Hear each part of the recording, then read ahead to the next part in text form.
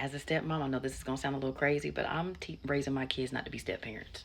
They deserve to find somebody that don't have kids, like they're not going to have kids, and then they create a family together, right? That's how you blend a family.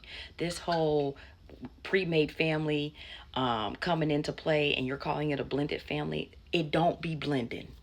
It don't be blending. It don't. I mean, there are some cases where people are able to, be mature and, coincide and coexist with each other. But more often than not, no. No, it does not work out like that. And I'm trying to avoid my kids from going through certain, hardships and challenges that I even had to embark on, right? It's one thing, yeah, if you fall in love with somebody who happens to have a kid, that's one thing. But the goal should be to find somebody that's childless if you're childless, because it ain't worth it when it comes to the dynamics or the confusion of the dynamics, finances, that can get a little sticky. And then just being, able to be mature in certain situations and dealing with immature people, right? There's a lot of that. There's a lot of, things that come with a blended family. And again, I don't even like to call it a blended family because more often than not, it's not blending.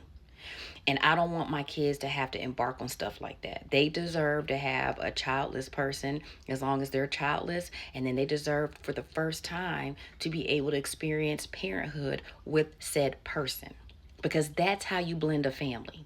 That's a true blend. That's a seamless blend when you do it that way. So it's just too many people out here looking for step parents, but that's not always conducive, or not a conducive situation for many adults to be in. The stress that it causes, okay, it's just not worth it. It's not worth it to me. There are cases where, yeah, coming in as a step parent can be helpful, but it also requires maturity of that adult. It requires maturity for all the other adults, that's part of the situation. But the goal is to teach our children to create families organically, okay? Not pre-made families. They deserve to have kids, by the person that they choose and are married to. Period.